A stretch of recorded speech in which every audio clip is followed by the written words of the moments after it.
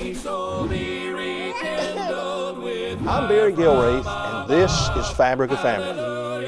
We came on a Sunday, one part of the Bible was backed up with the other part of the Bible.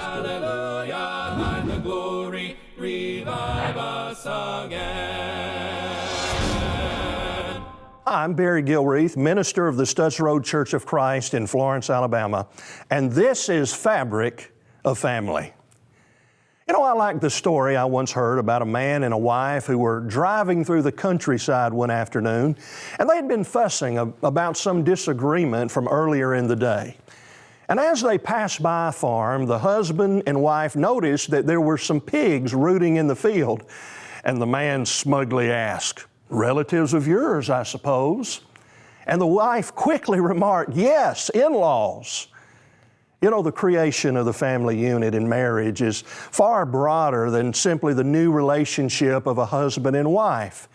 In the joining of the man and woman comes the formation of a category of family members known as in-laws. Now, this extended relationship can either bring blessings to you or even burdens upon you and the new home. In our program today, we want to examine this unique relationship and hopefully offer some guidance to help ensure that such becomes a blessing rather than a cursing in the establishment of the new home. Stay with us. We'll be back in just a moment. Thank you for viewing The Fabric of Family. If you would like to receive free Bible study materials, please contact us. Our mailing address is 1031 Hermitage Drive in Florence, Alabama, 35630. Never conceal my Savior and guide. He is a light. Or you may contact us at our website, jhcc.org. That's jhcc.org. Or you can call us at 256-764-6291. Jesus is mine. That's 256-764-6291. Mansions above, singing His praises, gladly I'm walking. Our hope and prayer is to bring you and your family closer to God. I'm so glad that you have joined us for our panel discussion today because, as you know, we're going to be talking about in-laws. And I have with me two men who've been guests previously on Fabric of Family. Mark TESKE, who is one of the elders at the South Haven Church of Christ in South Haven, Mississippi. Also, the elders there, the overseers of the Gospel Broadcasting Network, which our TV program appears on. And Mark, so good to have you back with us. Always enjoy spending time with you, Barry. Yes, absolutely. And beside you is someone that you know, because this is your son-in-law, Michael Clarke. Michael preaches for the Somerville Church of Christ over in West Tennessee. And Michael, it is so good to have you back with us today as well. Good to be back. And specifically, there is a family connection between you two that I think is very interesting in light of what we're talking about today, because we're talking about in-laws and your in-laws. Right. There's your father-in-law, Right. There's your son-in-law, and so you're very well qualified in that sense to discuss our topic today. So let's go ahead and get into our questions. The first question that I wanted to pose to you both is this: why is the in-law relationship such a pivotal relationship in the formation of the new home, the new union that's going to take place? What are your thoughts about that? Well, we've always heard when you marry your spouse, you marry their family. And the reason I've started to see how that's so true is my wife is who she is because of her mother and father in large part. And the person that I have fallen in love with is because of traits and teachings that she received from her parents. Therefore, how could I not love her parents? They are who made her who she is. And so I have to have a relationship that's in mind of knowing that they were just as pivotal of making her who she is and my parents for who I am. Mm-hmm. And so that's why in my mind it's so pivotal is we're still children, but we're also adults. And it's pivotal for us to be able to be in harmony with one another. And it's wonderful when in-laws have that kind of relationship and appreciate and love one another and interact with one another. But as you know, that's not always the case. Right. It should be, though. As we look at God's plan for marriage, it's supposed to be a lifelong commitment between two people. And as you're entering into this relationship, yes, my daughter is married to Michael, but the rest of my life, he's a part of her life. And like it or not, I do like it, by the way, but like it or not, you're stuck with each other. I'm glad you clarified. So make the most of it. And so oftentimes, when people don't have a proper understanding of marriage, they won't have a proper understanding of this relationship. More oftentimes than not, I call Michael my son. Was I involved in his conception? Of course not. But is he like my son? Absolutely. And I need to love him and treat him as I do my son.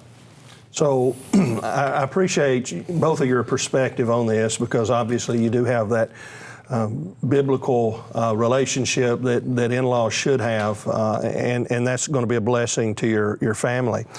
But it can also be challenging in a special way. And I think it would be good maybe to just explore some of those challenges that sometimes you face. That doesn't mean that your relationship with your in-laws are bad per se, but when you form this new relationship, there are some challenges that are going to arise from time to time, and I can't help but think that those who are viewing our program today have probably experienced some of these early on in their marriage. Maybe even those who've been married for quite a while are still experiencing some of these challenges. So let's explore that for just a moment. Mark, let's start with you. What's a challenge? One of the challenges that you've got, even though in many ways so very compatible, the two families that are coming together, there are still some differences. And those differences not in honestly things that really matter, but our family tradition is we do this on Christmas. Your family tradition is you do that on Christmas. Okay, what are we going to do? So by necessity, somebody or everybody their traditions are going to be changed in this process. And traditions are comfort. This is our heritage. This is who we are. And who is this person coming in and changing what we've done? Yeah. So there's inherently, a little bit of conflict that comes up in that, and you have multiple children, multiple in-laws. That just multiplies. Right. And the more of your children that marry, the more complicated these traditions become, because then you're trying to work other kids and in-laws into these plans as well. So it can become very difficult. In fact, the mentioning of traditions, I think, is a good one. That is an area when I, for example, would do premarital counseling. I think it's good to talk about these things in advance. Now, what are you going to do when this day comes up, this holiday? Well, we hadn't really thought about it. Well, it'd be a good idea maybe to talk about it now, rather than, the day before Thanksgiving, where you've both made some assumptions of what's going to take place the very next day. So traditions can certainly be challenging. Well, my wife and I have been married now going on almost 5 years, and even now, we still, right when November hits and right when December hits, we start talking, how can we balance our time properly between both traditions? And so that is one of the bigger struggles that you might face. Thankfully, it's probably the biggest struggle we face, is how to balance time properly. But the Ramsey Solutions did a study on what causes marriages to fail. And of the 4 things that were listed, one of the things that causes marriages to fail is whether or not you agree on your in-laws and how your in-laws and you get along. And so that tells me that this can be such a big problem in a marriage that it can destroy a marriage. And the obvious thing, being a Christian, is if you have in-laws that are not members of the Lord's church, that definitely complicates matters, because you have 2 different faiths that are always going to combat one another when you're together. So that's got to be a problem. And if I can just highlight that for a second, if my daughter's marriage falls apart because of me, shame on me. That shows an absolute total selfishness, and that is totally counter to everything that as a parent you're supposed to do. My goal is to let my daughter have the most successful marriage possible, and that needs to be a major focus of my relationship with my daughter, with my son-in-law, from this day forward. Yeah, and leave and cleave is not always easy. And it's not always easy on both sides, on the part of the man and the woman who become married. And it's not always easy on the side of the parents of those two individuals, leaving and cleaving. And so, you know, you got to work through those things. Well, and it's funny, the Hebrew there for leaving father or mother is to set something down and to walk away from it.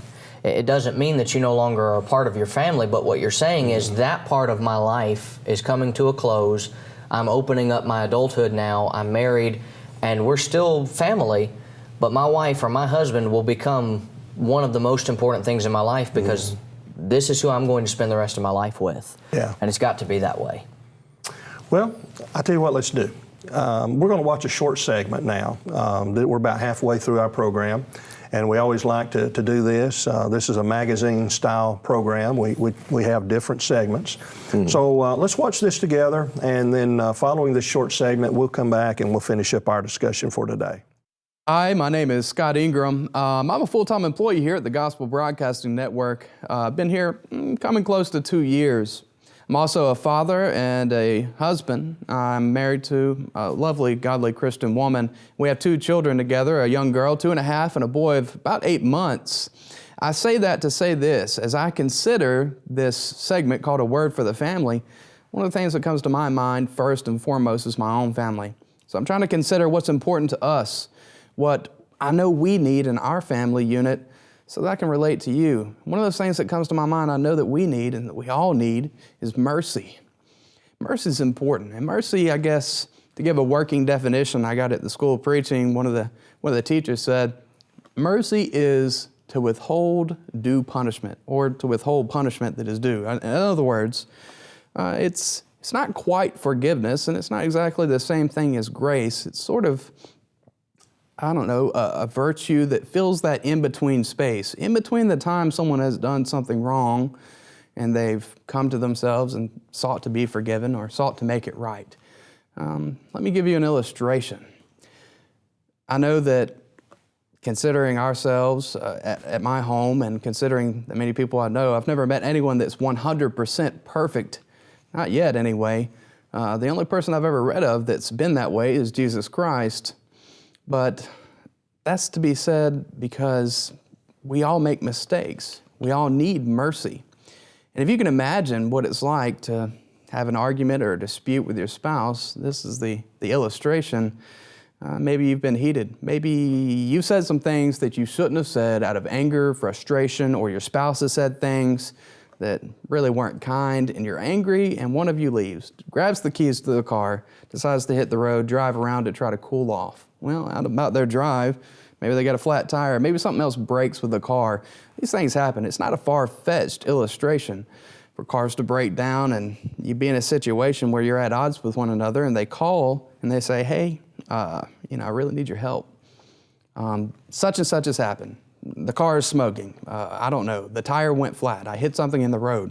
Whatever the case may be, you have a choice at that point to demonstrate mercy or not.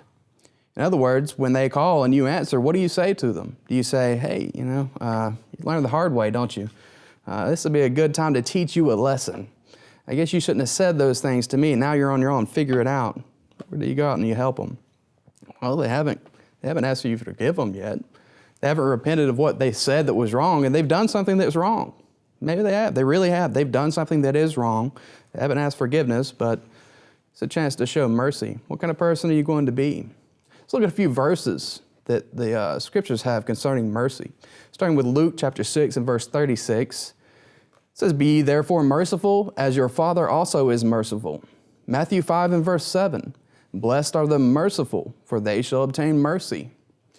Hebrews 4 and verse 16 connects mercy to grace, and so you can see that it is connected to forgiveness and grace. It says, let us therefore come boldly unto the throne of grace, that we may obtain mercy and find grace and to help in the time of need. How about one more final verse? Something that says that we definitely need it. James 2 and verse 13. For he shall have judgment without mercy that have showed no mercy, and mercy rejoiceth against judgment. Mercy is a requirement for us to have towards others if God is going to have it towards us. We can't expect and ask God to be merciful and kind unto us if we're not willing to do the same to others. As Christians, as people who are seeking God, we're supposed to try to emulate the character and the values, the virtues that God has.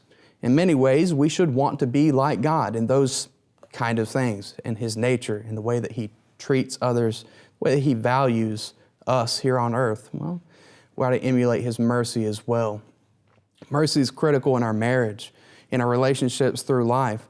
There are many times when we need to be able to extend that to someone who maybe doesn't deserve it at that point, but we know that, well, we didn't always deserve it either. So if we want to receive it, we have to be willing to give it. If we want to have happy homes and happy families with happy spouses and happy children, there are times where we need to learn to give each other a few moments to come to themselves. Be willing to still be there for each other, even through the tough times when we may be at odds. Mercy helps us through that. That's our word for the family. Well, it's time to continue our panel discussion. Glad that you have stayed with us. We're talking about in-laws, and I have two gentlemen, as you know, who share that relationship, son-in-law, father-in-law, Mark TESKE and Michael Clarke. It's good to continue this with you. The question that I'd like for us to discuss at this time is when problems arise in marriage, problems that are rooted in in-laws, is it the fault of the in-laws or is it the fault of the couple? I mean, who's to blame when these things do arise? Could be one, it could be both. I grew up watching Everybody Loves Raymond, and that show depicts what we would call the extreme in-laws that are problems. They live right across the street, they're always over at the house, they never give any time. But one of the things I've always appreciated about Mark is he always gives me the opportunity to be my own man, but if I call him, he's going to be there to help me work through it. But I can honestly say that I haven't had any major problems that come up because of that, mainly because we have a good foundational relationship. But sometimes it's just trying to put yourself in a position of realizing, did I cause this or did they cause it? And it could be both, it could be one. It's hard to tell. I'm gonna put a little bit of focus though on the parents in the situation, because they're now seeing it from both sides. Mm-hmm. They've been there. You know, if you forget your experiences as you were newly married, mm-hmm. you know, you've seen both sides of it. I was so blessed. My in-laws are absolutely wonderful. And, you know, by the time the wedding day came, you know, I was a child in the family and have felt that, you know, for over 30 years now, been fully accepted and a part of the family. Yeah. And to take that relationship and be able to, okay, the next generation, yeah, he's a part of my family. Yeah. Mm-hmm. Yeah. And you know, it does bring up an interesting dynamic, though, and that is, you know, Michael had commented how that, you know, he can call you or get advice, but that you gave him room to be his own man. But how can you walk that fine line and not infringe upon a couple's autonomy in the home, and yet at the same time provide that useful guidance? With him, it seems to be intuition. And I think that's what good parents know how to do. They know their children well enough to know when it's time to step in and when it's time to say something. And there have been conversations we've had where he will step in and give advice, and I've appreciated it because in that moment, I may not have even known that I needed it.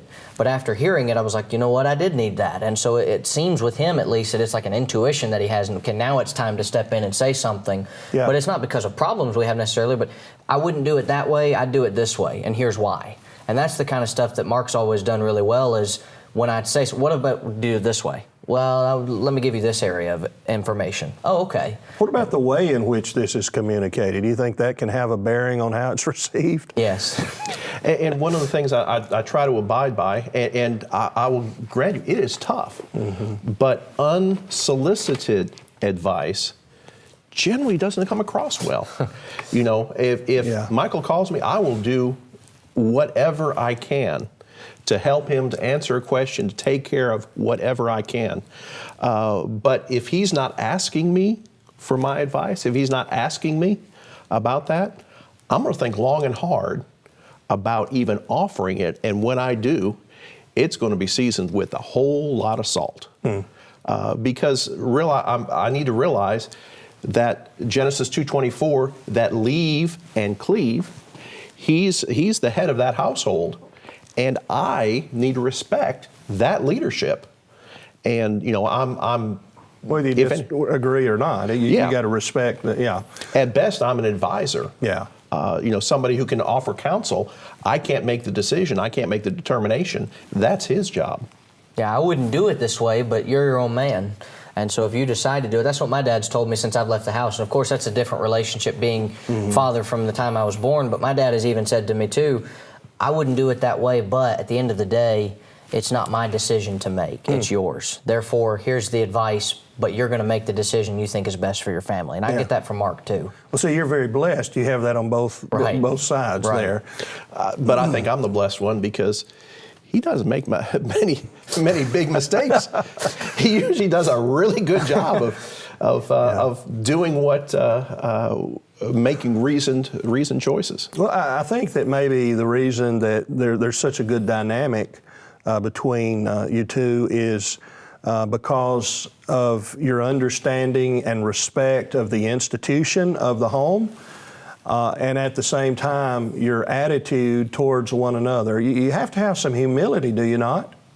Do you not have to have some humility to take advice or counsel from someone else? Well, I haven't raised 5 children and been married as long as Mark has been married. Therefore, humility on my part would say, he's done it a lot longer than I have and more successfully than I've done it to this point because I'm just starting out as a father. Therefore, I crave advice in that regard. And that's the type of thing where who would I be to suggest that I know how to be a married person when I'm witnessed by people and around people who have done it very successfully, not just my mother and father, but my in-laws who have done it so well. How could I not want advice from them? Well, what are some things that sometimes tear this relationship down that should be there between, say, a son-in-law and his father and mother-in-law, or could be the daughter-in-law and her mother and father-in-law? What are some things that contribute to the destruction of a good relationship? I think stepping on each other's toes. So many things could be categorized in that. Not respecting the different roles. And if I overstep my bounds, and I'm out of line, that can destroy the relationship, and vice versa. So respecting each other's roles, making sure that's understood beforehand, and going through the relationship really helps avoid a lot of problems. I think for me, I'm different in certain ways, and I may not be the exact person that Mark and Michelle pictured when they thought about who was going to marry their daughter. However, if I'm a good person, they've respected who I am as well, if I'm a good person. And they allow what they thought to be morphed into who I actually am. And one of the things I have known and heard from people that has destroyed relationships is, well, we wanted you to marry a doctor. We wanted you to marry this. We wanted you to marry that. Don't marry a preacher. Don't marry this. We need the guy we want you to marry. But at the end of the day, it's your daughter or it's your son's decision who they're going to marry. And if they're a good individual, then everything else about them that may not be what you thought you were going to get can morph into they're still a good person. And they're not an evil individual, they're a good Christian person, then they might have a quirk that I'm not used to thinking about, but I can look past that because of who they are as a person. There's some great wisdom in that. And I think kind of the stereotypical in-law relationship, that you see out of Hollywood and things like that, there's a lot of negative connotations. If you watch popular television, in-laws, that's what kind of society expects. There to be problems, there to be struggles in that. The relationship does not have to be like that. And it takes effort, it takes being different than the world to develop the relationship that should be there. There was a movie called Monster-in-Law. And for the mother-in-law. And that was the whole premise of the movie, was the mother is just this horrible individual towards her future daughter-in-law. That was the whole synopsis of the movie, and they called it Monster-in-Law. But I don't know of any monster-in-laws that are good Christian women. So, that's kind of what Mark's saying, is if we do it the way God intends, we shouldn't have problems. In selfishness, is that not a destructive factor in this relationship? If we become selfish, getting back to traditions we talked about earlier in our program. Someone wants it to be this way, someone else wants it to be that way, and so that battle arises in selfishness, and it causes destruction. Mark? Yeah, and I remember distinctly on their wedding day, hearing Michael's mother call my daughter her daughter in love. And to see that relationship develop and the strength there, it's like, oh, that is what I want for my daughter. And that, seeing that love and wanting to emulate that, it's like, oh, I've got to make sure I elevate my game to match what I've seen my daughter's in-laws do. This is a great discussion, and we've obviously only scratched the surface of it. Maybe we can come back another time and continue our discussion about in-laws. Thank you for being with us. Thank you. Thank you for viewing The Fabric of Family. Flooding my soul with If you would like to receive free Bible study materials, please contact us. Our mailing address is 1031 Hermitage Drive in Florence, Alabama, 35630. never conceal my Savior and guide. He is a light. Or you may contact us at our website, jhcc.org. That's jhcc.org. Flooding my soul with Or you can call us at 256-764-6291. praises. Jesus is mine.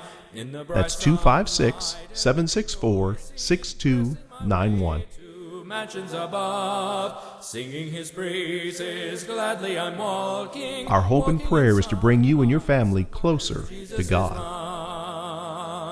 Well, it's time to close out our program today. I just want to thank you for watching Fabric of Family. I know there are many of you who watch us on a regular basis, and we are very appreciative of that. In fact, I want to ask you to reach out to us. Send us an email or a correspondence if you enjoy the program.